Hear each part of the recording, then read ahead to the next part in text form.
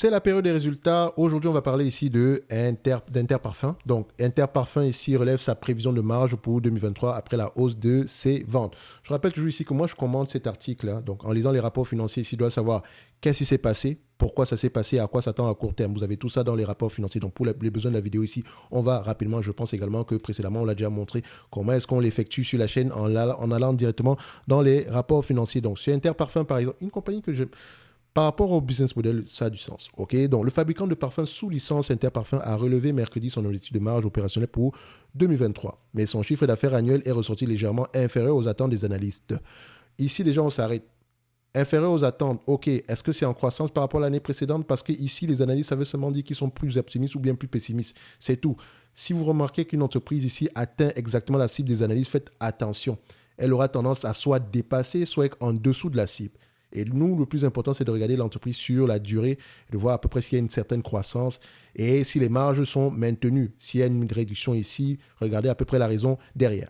Compte tenu du contrôle continu de l'ensemble des dépenses, notamment de marketing et de publicité, la marge opérationnelle de l'exercice 2023 devrait dépasser 19%, a indiqué le directeur général du groupe, Philippe Santi, cité dans un communiqué. Donc, si on a réduit, ou bien si on a à peu près... contrôler les dépenses de marketing et de publicité. Faites très attention, regardez à peu près la moyenne dans le secteur d'activité. Si Interparfums dépense 20% pour le marketing et la publicité, alors que la moyenne dans le secteur est de 22-25, est sous-investi par exemple, est sous-investi peut-être ici pour ces marques. Ok, ça peut être juste à court terme, c'est un coût variable. Donc, on peut le réduire pour augmenter les bénéfices nets. Et vous aurez l'impression que, ah, waouh, pourtant, c'est un peu comme la recherche et le développement également. Il faut faire très attention. Donc, Interparfums visait auparavant une marge opérationnelle comprise entre 18 et 19%. Donc, on peut jouer ici pour obtenir cette marge-là. Le groupe a réalisé un chiffre d'affaires de 798 millions d'euros ici en 2023, en hausse de 13% en données publiées et 14,6% ici en devises constantes, dont sans prendre en considération la variation des devises ici. Interparfums tablait sur un chiffre d'affaires de 800 millions. C'est pas plus grave que ça, 1 500 000 de différence, pas plus grave, c'est parfait. L'objectif du chiffre d'affaires annuel initialement fixé à 750 a été relevé à 2 reprises en 2023. Et c'est ça qui compte. Donc, on a dépassé les objectifs établis en début d'année. D'accord? Sur le seul quatrième trimestre, les ventes ont reculé de 2,5% sur un an à 187,8 millions d'euros dans un contexte économique défavorable dans certaines régions. Et attention, la période, il faut regarder ici s'il n'y a pas une certaine saisonnalité au niveau des résultats. Et pour également, vu que ça reste une compagnie en croissance ici, je vais voir si on peut vérifier ça ici. ITP, Interparfums, généralement une compagnie où il y a de la saisonnalité, les bénéfices d'un certain trimestre, les bénéfices par exemple d'un certain trimestre ici seront parfois plus élevés que d'autres. On va regarder la saison. Je vais prendre à peu près sur les 10 dernières années, hormis la croissance ici. Qu'est-ce que je constate? Septembre, décembre, à peu près la même chose. Mars, avril, mars et juin toujours plus élevés. Septembre, décembre, la même chose. Mars, juin, toujours plus élevé. Septembre, décembre, la même chose. Mars, juin, toujours plus élevé. Donc, on va comparer ici nos résultats par rapport à septembre et décembre. On va essayer de voir s'ils sont plus élevés que ça. Mais d'habitude, ici, la période ici de septembre et décembre, je pense qu'elle est plus élevée que les autres. Donc, essayons de voir septembre, décembre. Juin, attendez. C'est ça, non? Septembre et décembre, correct. Mars, avril, plus élevé. Septembre, décembre, mars, avril. Donc, peut-être qu'également, ça peut être assez correct.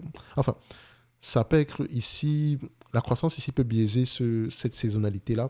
Je me pose la question de savoir les parfums, on les offre quand? Est-ce que, enfin, il y a toujours des fêtes, il y a la Saint-Valentin, il y a la période des fêtes ici, je sais pas moi, peut-être qu'à Pâques, les fêtes de fin d'année, généralement ici, il y a des cadeaux. Bref, ça peut se maintenir, ça peut être assez stable dans tous les cas de figure. En tout cas, s'il y a de la saisonnalité, l'entreprise va vous le mentionner dans les rapports financiers. Donc, on retourne ici. Et en même temps, pendant qu'on y est, comment est-ce qu'on distribue ce produit-là? D'accord? Comment est-ce qu'on le distribue? C'est très, très important. Où est-ce qu'on le fabrique en général également? OK? Ça peut également être important pour voir s'il peut y avoir des variations par rapport au coût de transport, de ce genre de choses-là. OK? Quelle est la taille du marché? Quelle est la stratégie du management ici? Il me semble qu'elle licencie, elle licencie des marques ici. Et faites attention quand vous utilisez des marques ici. D'accord? Donc, c'est votre propriété intellectuelle, on va le dire comme ça. Non, la marque ne vous appartient pas, donc ce n'est pas votre propriété intellectuelle. Vous profitez du brand equity, d'accord? La perception de valeur de la marque ici, pour pouvoir vendre un certain parfum.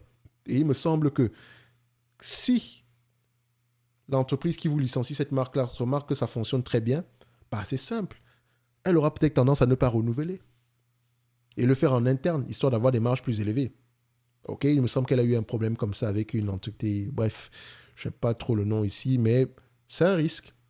C'est un risque. Ça ne veut pas forcément dire que ça va être retiré, mais c'est le risque dans ce genre de business-ci. Dans les rapports financiers, c'est bien mentionné dans l'onglet risque. Selon un consensus compilé par FactSet, les analystes tablaient en moyenne sur un chiffre d'affaires de 198 millions d'euros ici pour le quatrième trimestre et de 805 millions d'euros pour l'ensemble de l'année 2023. Qu'est-ce qu'ils veulent? On a relevé les objectifs 2 fois. D'accord, on s'attendait à 750 millions ici. L'entreprise ici a relevé ses objectifs et s'attendait à 800 millions d'euros ici. Elle a plutôt eu 798 millions d'euros. C'est pas plus grave que ça. 1,5 million, on ne va pas chipoter par rapport à ça. Ok, donc le fait que les analystes s'attendent ici à 805,8 millions, on s'en fout réellement. L'essentiel ici, c'est de voir s'il y a de la croissance par rapport à l'année précédente.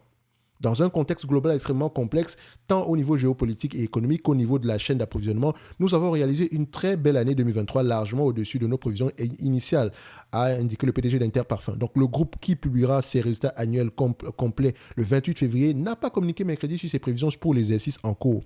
Donc, rendez-vous peut-être le 28 février. Donc, en novembre dernier, Interparfums avait indiqué viser un chiffre d'affaires de 880 millions à 900 millions d'euros en 2024. Tant mieux. Moi, j'aime bien Interparfums. Le business facile à comprendre ici, il semble avoir ici un certain pricing power dépendamment de ce type de produit. Déjà, on va voir Interparfums. Revenu, croissant, marge. Qu'est-ce qu'on a?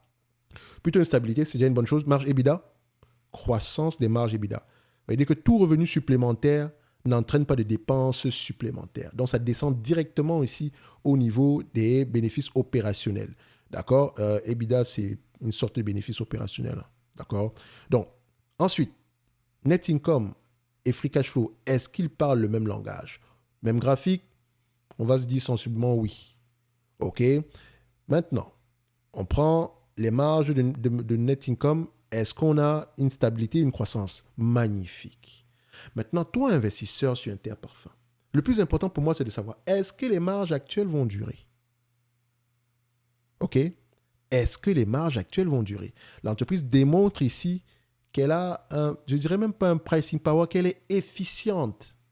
Parce qu'en réalité, tout revenu supplémentaire n'a pas entraîné une dépense supplémentaire. Parce qu'au niveau du pricing power, ça commence avec la marge brute. Or, la marge brute ici, bien sûr, elle a peut-être augmenté par rapport à l'année précédente, par rapport aux années, à la moyenne ici, mais attention, c'est juste 1%. Or, si on prend la moyenne, c'est 10%, et là, on se retrouve à 15%. Donc, c'est plus que l'augmentation des marges brutes. D'accord? Donc, ce qui veut dire ici que l'entreprise est très efficiente. Donc, tout revenu supplémentaire, ça peut être également tout bénéfice. Donc, maintenant, pour quelqu'un qui va investir sur Interparfums, quel est l'objectif de marge du management ici? Moi, j'aime déjà ce que je vois ici. Alors, maintenant, par rapport à l'évaluation. Interparfums, ITP, ça donne quoi? Alors, qu'on s'entend. Quand vous avez un business qui est en croissance, qui augmente ses marges, qui a une dette, somme toute, gérable, il y a de grandes chances qu'elle s'est négociée à des niveaux de multiples très élevés. Mais quand vous payez des niveaux de multiples très élevés, dites-vous également que tôt ou tard, il y aura de la maturité sur ce business-ci et qu'en période de maturité, voici ce qu'elle peut valoir.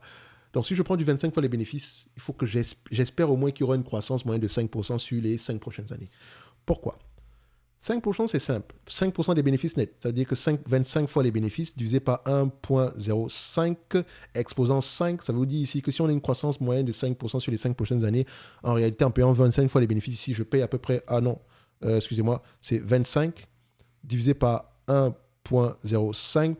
Première année, deuxième année, troisième année, quatrième année, cinquième année. En réalité, je paye à peu près environ 20 fois les bénéfices pour l'année 2028, on va le dire comme ça. Si la croissance est plus élevée, tant mieux. Maintenant, si j'extrapole, attention, $1 de demain ne vaut pas $1 d'aujourd'hui, ok? Si j'extrapole un tout petit peu à 25 fois les bénéfices, et je suis très gentil, d'accord? En prenant en considération ici l'estimation des analystes qui peut également fluctuer. Jusqu'en 2025, on s'atteint une croissance ici de 7,67%.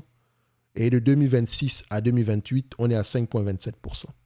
À 25 fois les bénéfices, très gentil, ça fait un prix aux alentours de 57 euros.